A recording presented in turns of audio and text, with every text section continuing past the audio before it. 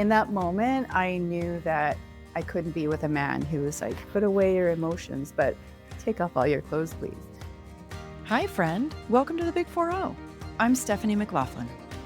This is the place where we talk about a midlife turning point that no one warned you about. It's a very normal, often messy, always meaningful experience of transition sometime around your 40th birthday. For many of us, it's the time when we realize the life we built in our 20s and 30s doesn't quite fit anymore. It may be the job, your relationships, even the goals you started to chase, they just start to feel off. I know that feeling well. I fought against it hard and honestly made the whole transition messier than it had to be. On this show, we talk about what happens next, how people navigate change, redefine success, and build lives that actually feel like their own. I share stories and conversations that help you make sense of what might be shifting in your life and remind you that you're not the only one figuring it out. And when the conversation wraps, I'll take a few minutes to connect what we've just heard to the bigger themes and patterns that show up in this turning 40 transition, so don't rush off when the interview ends. Today, my guest is Cora Rennie, a biodynamic craniosacral therapist and nervous system educator who knows firsthand what it feels like to wake up in midlife and realize your patterns, not your preferences, have been running the show all along. She talks about how divorce, people-pleasing, and an impending empty nest forced her to stop living by default and finally choose a life that felt like her own. Hi, Cora. Welcome to the show. Hi, thanks for having me. I'm excited to be here. I am excited to have you here. You and I first met through your podcast where you were doing a whole series on understanding people-pleasing, which I was so thrilled to be a part of. So thank you first for having me on that. But also, oh my goodness, what important work. Thank you. Thank you.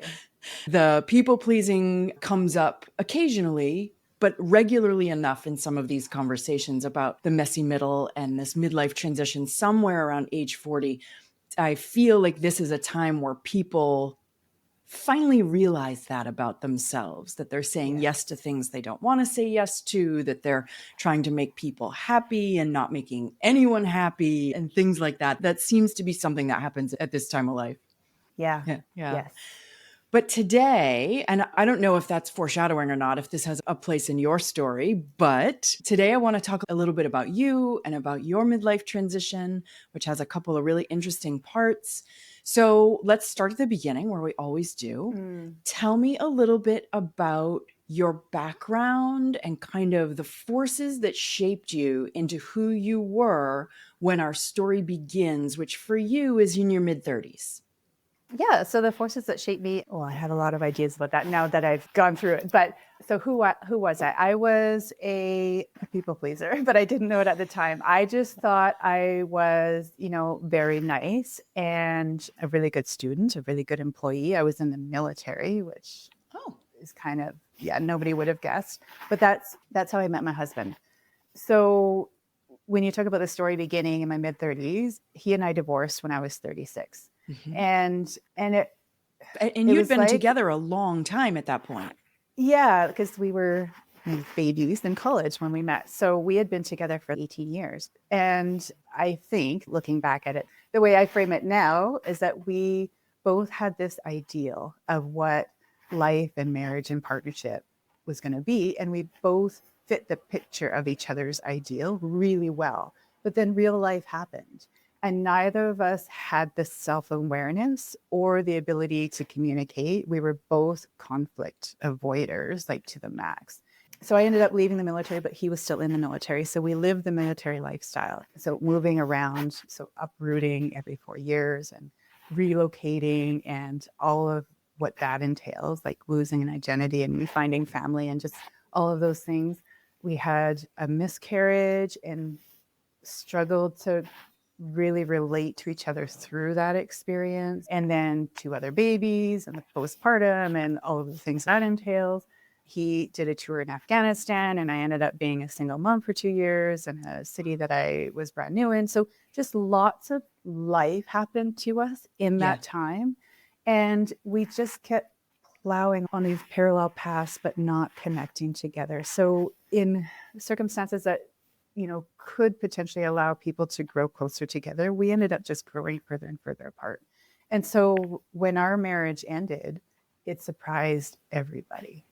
Everybody was shocked. And I think a lot of people relate to that story. There's so much that happens under the roof and within your partnership and relationship that from the outside, like nobody really knows what's going on. But we were definitely not the couple that ever showed, like we just never argued in front of our kids or anybody. Nobody really understood how alone we each were in our marriage. And so when we did try the couples counseling, and just too little too late, right? Like it allowed us to bring some closure and some understanding, but it still didn't allow us to come back together. So ultimately our relationship changed. It didn't end because then we were co-parents of our two children. They were 7 and 11 when we divorced. Mm-hmm. And we've always been fantastic co-parents. Like we thrived in that capacity. We just didn't thrive and didn't figure out how to thrive as an intimate couple. Let me ask you, if you don't mind, to dig in a little further. So one of the things that I hear over and over again, and one of the real consistent themes about this transition somewhere around our 40th birthday, is that the sound of all of the shoulds in the world that we hear and we bear and we adhere to starts to go down. It starts to get quieter, and the sound of our internal voices and our true inner voice and inner knowing starts to turn up a little bit. And for a lot of us, this is a big, trial and error. This is a big, which do I trust? This is a big shift in trust from outside to inside. Was that part of your story in those mid-30s and those couple of years kind of before the end of your marriage and as your marriage was ending? Were there things that you were finally admitting to yourself or hearing from sort of inside your ribcage that you were paying attention to now that you hadn't been paying attention to? I mean, yes and no. Definitely I was living a life of shoulds, but I didn't have the awareness of that. I think ultimately for me, it was the pain of staying in that relationship became more than, the hardship and the pain of them moving on to something else. So it's interesting that when looking back, I'm like, yeah, I definitely was just living a life of shoulds, but I didn't have the awareness of it in that way that you're describing. Yeah. Okay. Yeah. So you left that marriage and you became successful co-parents, which is a lovely story. But then you got into another long relationship. Tell me a little bit about that. Holy man. Yeah, I jumped real quick into that one. So in hindsight, I'm like, wow. But anyways, yes, within a couple months of us separating, I ended up in another relationship where we ended up living common law for 5 years together. Mm-hmm. And yeah, so we may go into TMI information here, but so whatever you're comfortable with. Yeah. And I think a lot of people can relate to this too. My marriage was pretty much a sexless marriage for many years. And I'm understanding now and that was me driving that. So I was not wanting to be physically intimate with my husband. And I understand now that it has to do with how safe I felt with him emotionally. And that we were just so emotionally disconnected that I couldn't go there physically. And that was ultimately what drove the ending of that relationship. So as I said, we were in couples counseling. And when we started the couples counseling, our counselor had us agree that there would be zero physical intimacy while we were in that process. And so up until that point, it was just a lot of him asking and me saying no in a million different ways. And sometimes me saying yes when my whole system was saying no. So that's also a really dangerous vibe. But I think a lot of women can relate. So ultimately, then we were having all of these conversations around our emotional experiences for our entire marriage. And there was one conversation in particular where I was just like in the depths of the emotion of it. I believe it was when I was talking about my experience of the miscarriage and his reaction to it. And I was just really bearing my soul. And he was kind of going like this, you should be talking about that with your therapist, which I had been, because we each had our own individual counselor and then our couples counselor. But he really was like put that away and go fix your problems somewhere else. And I don't want to see that. Not in so many words, but almost. Yeah. And it was shortly after that he kind of made an advance on me. I was kind of like, hey, and I was like, excuse me, what is this all about? And he's, well, the vibe between us has been so good. We're more relaxed around each other. We've been having all these conversations and the counseling. I thought we were good. And in that moment, I knew that I couldn't be with a man who was like, put away your emotions, but take off all your clothes, please. And I'm like, those two don't go together. And I knew that I would never want to have sex with him again. And that was the clarity for me that this was not a marriage. So that clarity came. But then I also had an understanding that there was a whole side of me that had been very unexpressed for years, like just my sensual, sexual side. And I wanted to reconnect with that. And so part of me jumping into this other relationship was that there was a whole lot of that. And it was tons of fun. And so I was re-exploring that side of it. But there were so many red flags and just so many other issues and other like really big pieces of stress and other like really big reasons to not dive into a partnership with this man. But I ended up doing it. And then, later I learned that the oxytocin after orgasm is a real thing and that women need to be careful. Like, honestly, the bonding and the feelings that flood your entire system that make you think that this person is so great and all that you need ever, forever, that really happens in our systems when we're experiencing orgasm. And so that really clouded my ability to really discern, is this person a good partner? And it's I love listening to Esther Perel because she's got a talk on the difference between who you choose, like the people that you can have a love story with versus the people you can have a life story with. And so I had a great love story with this guy, but shouldn't have created a life story out of it, but I did. So 5 years with him that ended in lots of ouchiness. That's interesting how you just explained that about the oxytocin and the connection. And the thought that went through my head was, well, that explains all of my 30s and all of my 20s.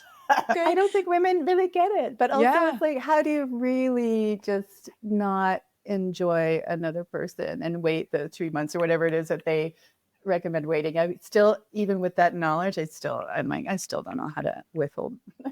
I don't know how to do that. But you're right, being able to discern, and that's such a great word, discern the difference between that high, that oxytocin, and are you a good person? Are you a good match? Are you good for me? Are you safe? Yes. Are you, right? That's interesting. I haven't heard that put that way before, which is why I love having these conversations. Yes. Wow. Thank you for sharing that.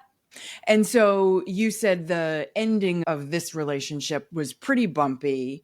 Yeah. Do you know at the beginning, though, of this relationship, you said you saw that there were red flags. Can you figure out now or in the rear view, do you know why you overlooked the red flags? Were you just, again, prioritizing that sexual connection over other things? Yeah. Well, and I think that, I created this story. And I told myself this story that the reason that he and I were so good together in the bedroom was that I felt emotionally connected to, and I was able to bare my heart and soul, and he just never blinked at anything. And it wasn't until a couple of years in that I was like, every time I ask about him, he doesn't say anything. Like there's nothing really reciprocal there. And then also the whole, like his whole vibe around women and women's bodies wasn't just for me, but I created the story that it was. And so he ended up being just a complete flirt and cheater. So I ended up being cheated on, and then caught him with his messages on his phone and confronted him about it. And then we had the whole thing. And then I even was still so caught up in, okay, but we're soulmates and like we're meant to be and all of this, that I'm like, I'm going to, go the path of forgiveness. And he looked me in the eyes and told me that he's choosing me and only me. And then I caught him again cheating. And then in the middle of all of this, there was his ex was a complete bully and bullied both of us. And his kids were so volatile because of the way just all of that, like when it's Mhm. bad between the parents, the kids are just caught in the middle and then they have all these behaviors. And I was trying to come in and figure out that blended family thing. Our finances, this is so strange. I didn't know until that relationship that you don't have to merge your finances with your partner. Isn't that the silliest thing? But Yeah. that's the way my parents were. That's how I was in my marriage. And You just it thought just, this is the way you do I it. just never thought anything of it. But he Yeah. came into the relationship with tons of debt. And I was just like, oh, well, now it's our problem. But it became our problem, more and more and Yeah. more. Like I thought, and so we just kept digging deeper and deeper. And I ended up losing a lot of equity. Like it was Yeah. really rough on a lot of different levels. And But there were yeah, some good things that were happening in your life at this time yeah, as well. You told me that you were kind of reconnecting to yourself as an artist, yeah. which to So, and me sort of feels connected to that sort of sexual awakening, this creative yeah. part, this blooming piece. Tell me a little bit about that. Well, and that is so interesting because it is great to be able to tell one's story over and over again because I hadn't, until I was doing the synopsis for you, I hadn't really pieced all those pieces together because part of me was really like, oh, I was with this man and it's so shitty that I ended up in this situation and I should have known, I should have. But when I look at what else was going on in my life and the whole context of it, yeah, like I started drawing again. So way back in grade school, I was so interested in art. I was coloring and drawing and everything all the time. And my parents put me in a art by correspondence course. So that's because that's how old I am. I sent it in snail mail and got my lessons through snail mail. So they helped me kind of foster that. And that all kind of disappeared when I joined the military. But then, yeah, in this period of my life, like you said, it really was a part of just reconnecting to my sensuality and just expressing myself in different ways. And yeah, so I really treasure that. And also, and I can also see connections to how my daughter's artful expression was also being fostered in that time. And she's artistic in a million different ways, way beyond the way I'm artistic. And I also, because of all of our money struggles, it was imperative for me to find employment that would have a different kind of level of income than what I had been as a, single mom, kind of half time with my kids. Mm-hmm. And I ended up working in a veterinary clinic with this group of women that they became my family in a lot of different ways. Like it was a job I loved. So I had these other areas of my life that were building up and becoming more resourceful and fulfilling. And honestly, I feel like all of that ultimately, when I left that relationship, was, what do I want to say about that? Yeah, I guess that I just had this understanding that there was more to me than my partnership. Yeah. Right. And I feel like my whole life, I don't know, somehow had that program running that I was just meant to be somebody's partner and a mother. And that was what life was all about. Yeah.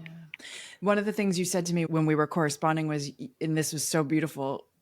So it was about this period of time in your life. You said life has a funny way of being all shades of color and never just black and white. And I love that. Yeah. Yeah.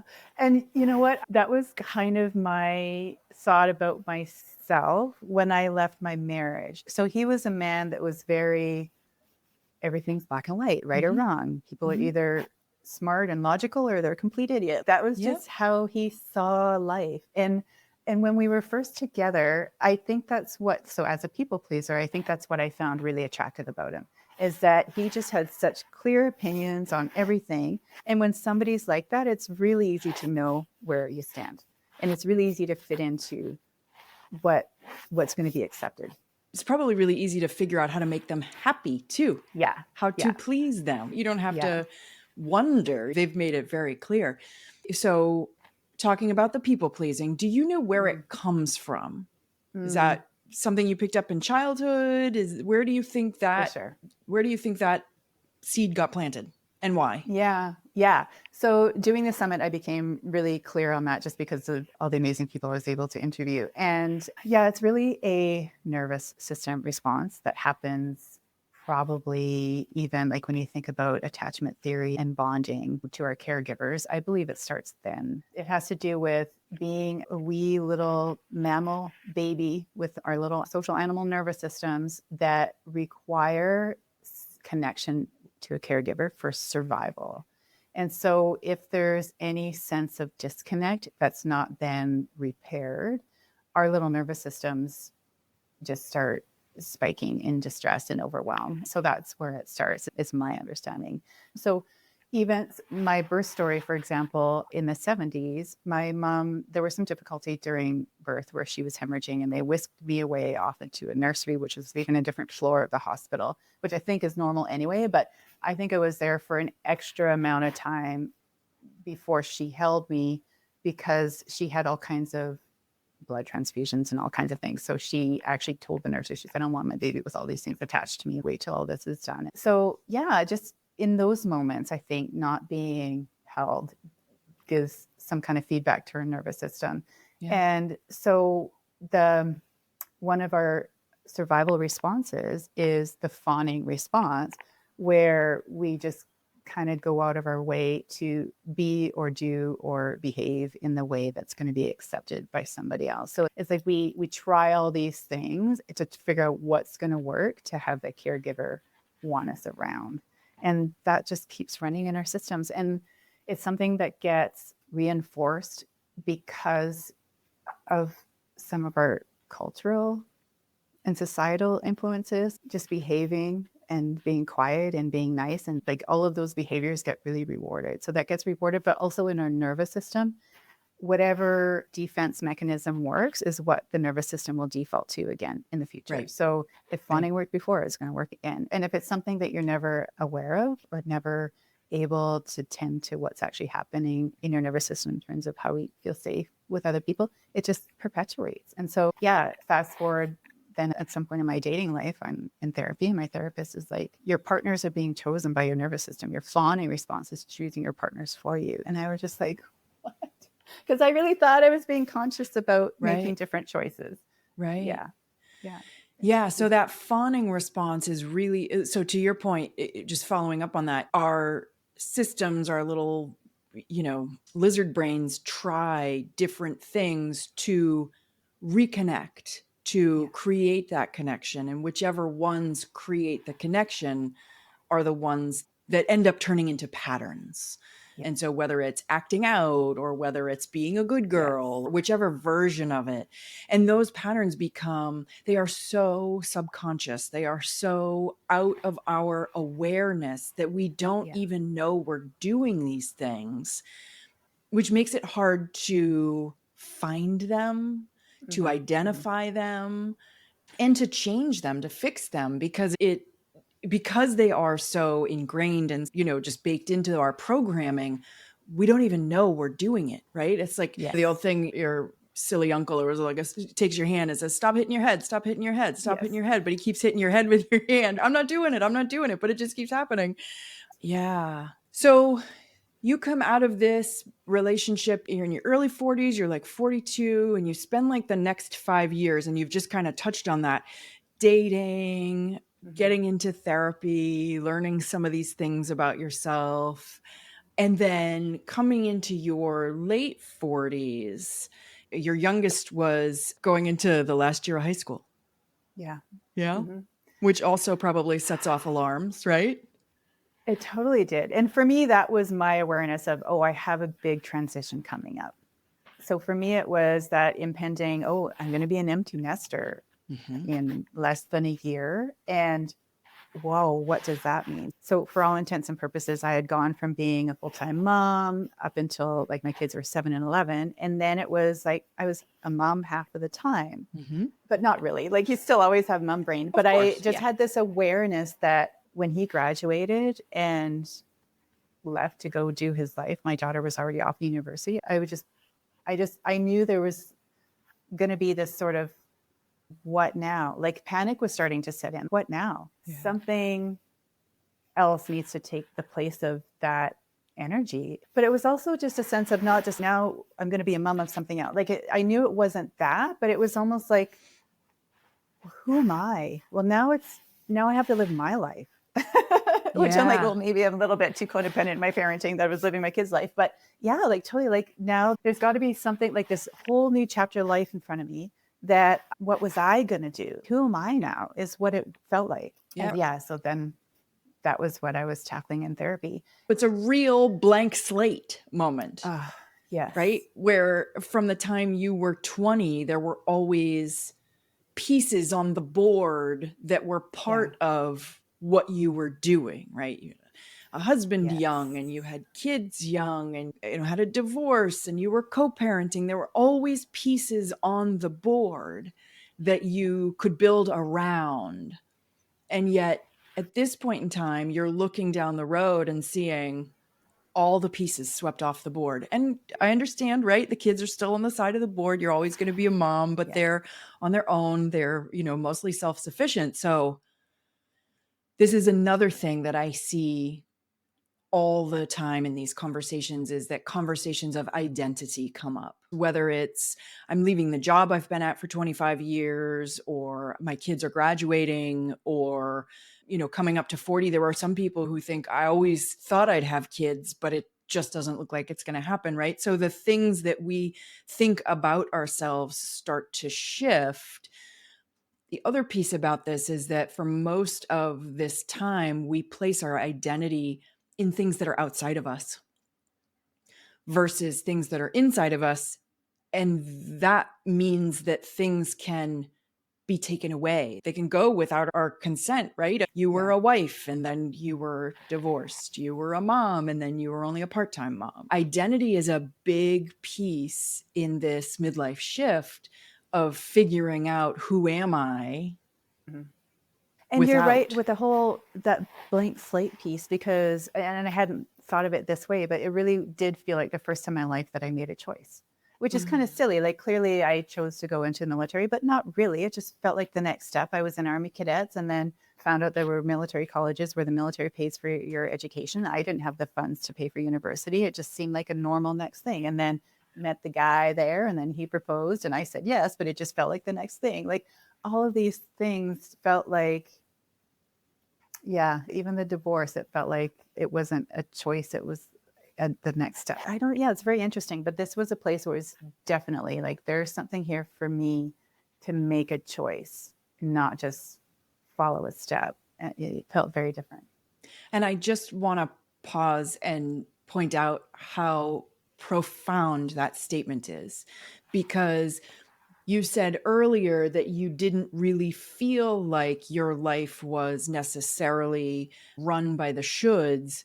But the way that you've just said it was just the next step. You were performing to a plan or a roadmap, almost again like the fawning response. It was subconscious. It was, you didn't have a part in, I mean, you played a part, but you weren't controlling it. And so this piece of where you just said, this is the first time I felt like I made a choice, is profound. Yeah, that's a big deal. Yeah. Hi, we'll get back to the conversation in just a minute. We are about halfway through this examination of midlife transition, and I think it's worth stopping for a moment to talk about people pleasing. This is a pattern that comes up all the time on the Big 4-0. And I am so excited to finally share with you a gift that I developed for Cora's People Pleasing Summit. I've been holding off on sharing it until I got to this episode. It's called From People Pleasing to Peace, a people pleaser's guide to healing and wholeness. It's got real stories from podcast guests who've been through it and come out the other side. I go through the causes, the costs, and the turning points, and what recovery looks like for a people pleaser, plus a section with questions for reflection that help you examine your thoughts and feelings about making everyone else happy. It's even got a playlist of episodes with recovering people pleasers to remind you that you're not alone and that your next breakthrough may only be one story away. Get it at thebig40.com/people-pleaser. No space between people and pleaser. That's thebig40.com/people-pleaser. All right, back to the show. How did it feel to make a choice? So what I chose to do was take 2 years of study to become a biodynamic craniosacral therapist. And so that's a modality that had kind of come in and out of my, what do I want to say? Anyway, I had been aware of it like years previous. But when I actually sat down and had the question, okay, what am I going to do now? The first thought that came to mind was craniosacral therapy. I'm like, oh, interesting. Yeah, maybe I could be interested in that. And so I started Googling and looking things up. And there was an information webinar like just that weekend. And I was like, oh, that's great timing. Imagine that. And then after that, I committed to go to the first seminar. And while I was there in the first day of the first seminar, I'm like, this is what I need to do. This feels like home to me. And so I guess what I want to say about that is I feel like there was something in me that was open up to like a calling to come forward and call me forward. So it wasn't like I had to sit with lists of pros and cons and what do I think I might decide to do. There was something that chose me.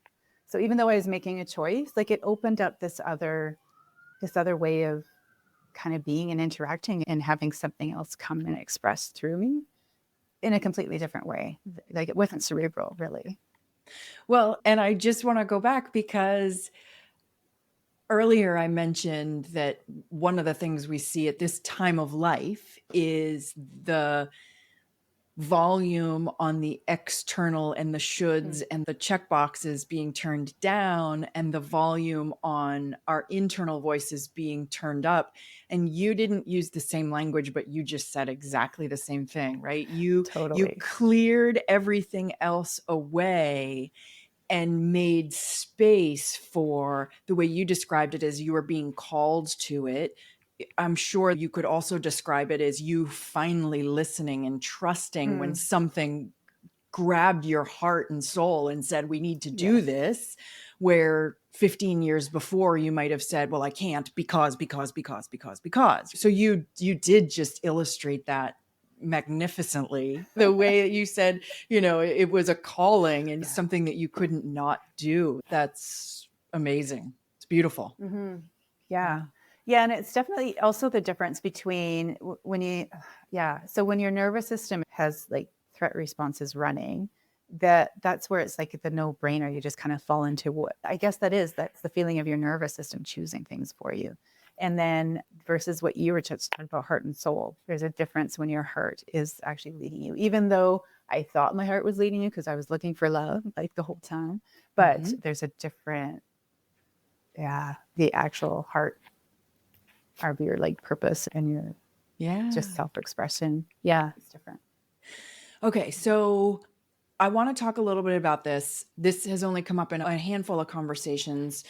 Let's talk about the nervous system a little bit because this is something that is bubbling up online. We're seeing more of it. We're seeing more people on Instagram talking about the nervous system healing. But there are experts in the field. There are people who've been doing it for a long time. And there is realness to this area of thought and study and exploration. Peter Levine is one of the sort of OG nervous system people. I found it a couple of years ago through a woman by the name of Irene Lyon, who was a somatic therapist and then put a course online that is very well thought of. And she's been doing it for 10 or 15 years now, sort of before the trend. But Yes. 5 years ago, none of us thought about our nervous systems. We never I know. uttered the word. We didn't know that it had any place in our lives.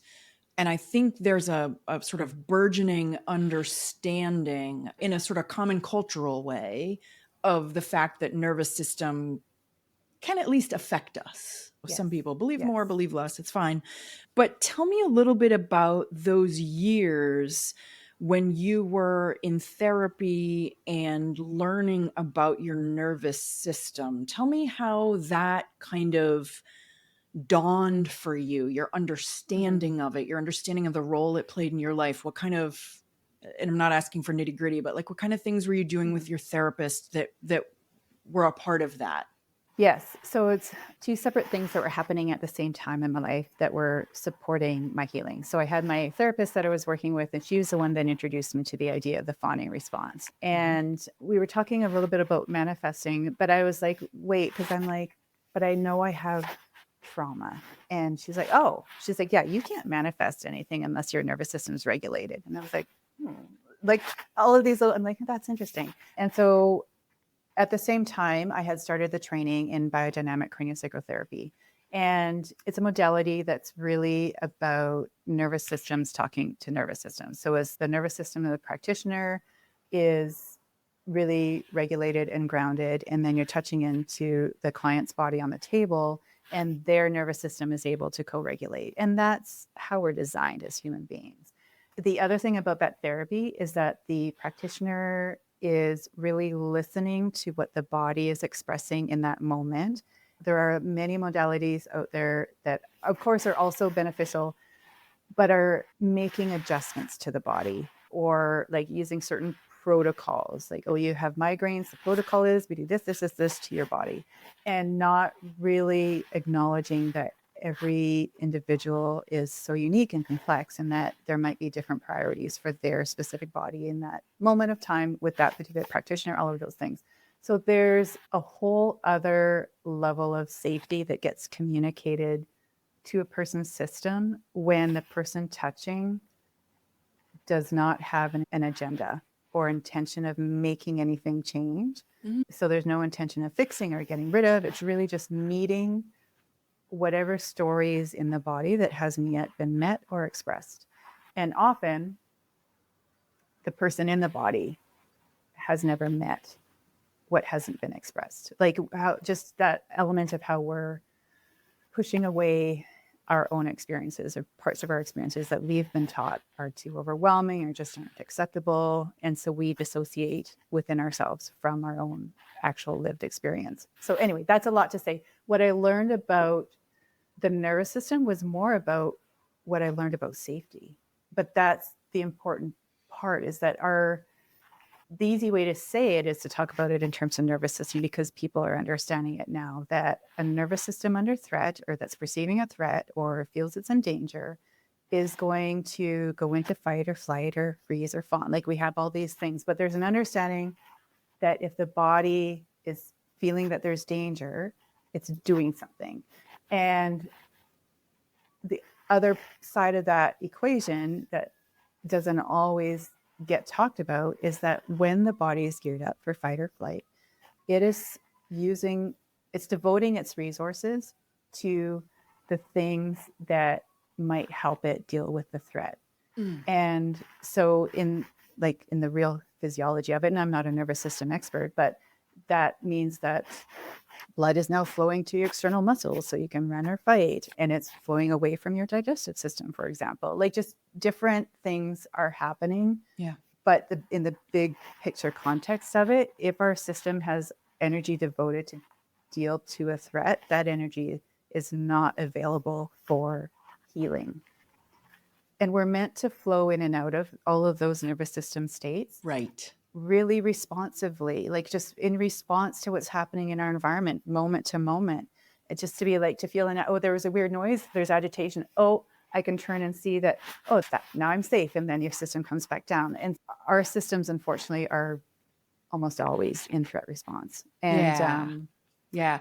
There's a great video, and I think this is one of the Peter Levine videos of I'm sure you've seen it. There's a video of a polar bear who was shot with a tranquilizer because they were measuring him or tagging him or something. And so the scientists went and did what they needed to do, and they had a video camera on him the whole time. And then as he woke up, he shook and sort of like vibrated and then calmed. And it was the expression of the fight or flight that he was feeling when the dart hit him. And he completed that expression and he could continue on. And that is the thing that we as humans don't do well, and that we are, I think, programmed, and there's a word I'm looking for. Oh, shoot. I can't think of the word I'm looking for. For example, a little kid starts to cry and the mom says, don't cry, stop crying, stop crying. And so the kid has to swallow whatever response they're having, which is a natural response for a child or a baby, right? And if they're never able to then complete that response, it gets stuck in the body. And that is some of the trauma that we hold, many of us, most of us, even those of us who didn't experience the capital T traumas of abuse and neglect and violence and harm. But even those moments of disconnection, like you were talking about earlier, as a baby, as a child, as a pre-verbal human being, moments of disconnection where you were crying and nobody came to pick you up, or you were crying and somebody, yelled at you to stop crying. Those moments become stored in the body. And that is, again, sort of the basis of Peter Levine's work with somatic experiencing and Bessel van der Kolk with The Body Keeps the Score and some of those things. There's a burgeoning awareness of these things and being called complex trauma and complex PTSD. And these are the things that weren't a car accident. They were things that happened on an ongoing basis through our childhoods, because our parents, even when they did their best, sometimes were not able to meet all our needs, or maybe they didn't even know they weren't meeting a need, and things like that. Absolutely. So this is such a burgeoning area of awareness and knowledge building these days. I love that you're bringing all of this to me today. Yeah. So just to tie it together, it was the hearing the word fawning and then having the experience of safety while I was on the table receiving a session that kind of clicked it all together for me. Yeah, and the other piece I want to say, because the other thing that's kind of new in terms of the nervous system talk is the understanding of the social nervous system. And so when there's stored trauma, and a lot of us go into freeze response. So if I don't know how much to get into it, but you're fighting against the threat or you're fleeing from the threat, and then your body decides all of this for you. If your system perceives that you aren't strong enough or fast enough to successfully flee or fight back, then you'll go into a freeze, which is more of a shutdown. And fawning is also, so freeze is more like a collapse, and then fawning is more like approximating yourself to the threat. This is specifically socially, so the appease and please.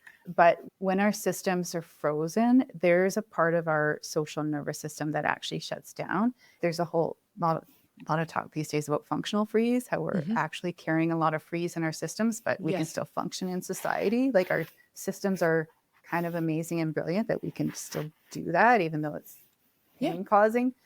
But that impacts, like when we have our little babies and they're learning social cues and our systems are in freeze, there's less happening in our face that they are able to respond to. And their systems don't quite know what to do with that. And so that disconnect happens even from that. Even a well-intentioned mama that really loves her baby might not have the ability to really be expressive in her face to really make that bonding happen. So I mean, that's kind of a lot to think about, but that's a part of it too. There's another element when you said social that made me think of something else. So there was a couple of folks that I did the Irene Lyon class with who actually are past guests and friends. And one of them shared an example with us where she walked out of her house one day and there was a bunch of deer out in the yard. And one of them, I think she was bringing out a bag of garage garbage. And one of the deer kind of went like, ha! And the rest of the deer looked up and went, oh no, it's just her putting out the garbage. We're okay. Like, you, Mr. Ha, you can calm down now because as a group, we've identified the threat. And it's really not a threat. So you can go ahead and finish your response and go back to eating some grass. And that really stuck with me because it also can sort of exemplify how the people around us can contribute to our existence. Meaning, if that whole group of deer had then gone, ha, ha, ha, ha, and everybody had like started running in different directions. And like, you can see that if you're with a bunch of people who are dysregulated and who are, dealing with their own issues, it can create kind of a waterfall effect. Whereas the rest of that pack could say, no, you're okay. I see it. I see it too. And it's okay. You're okay. And so that, to me, when you talked about the social piece of this, it reminded me of that example. And we talked about being the deer pack.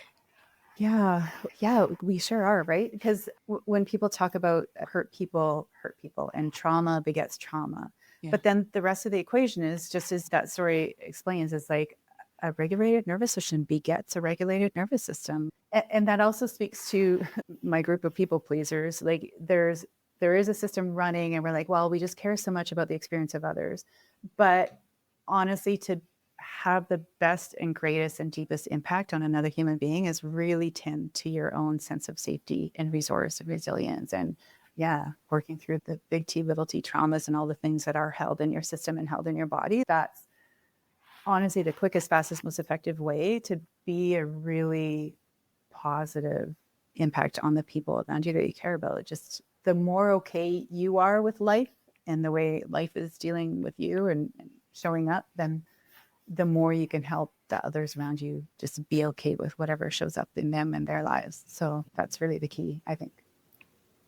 Oh, Cora, this was so great. Such good stuff. I love that we really dove into nervous system talk and helped put some language around that for Mm. people who it may be new to. I've enjoyed this so much, and I just want to say thank you so much for being with me today and for being so generous with your story. I think it's been great. Thank you so much.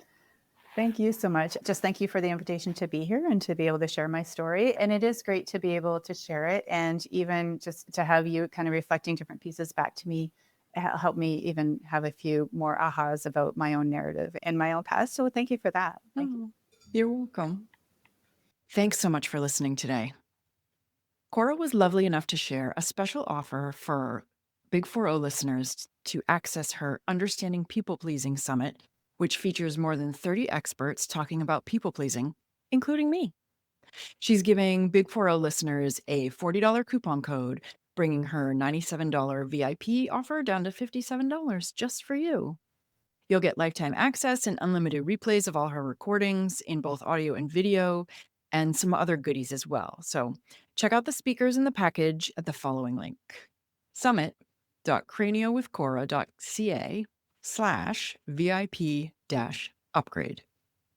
And then use the code BIG4O to get the discount and spell out FOUR and OH.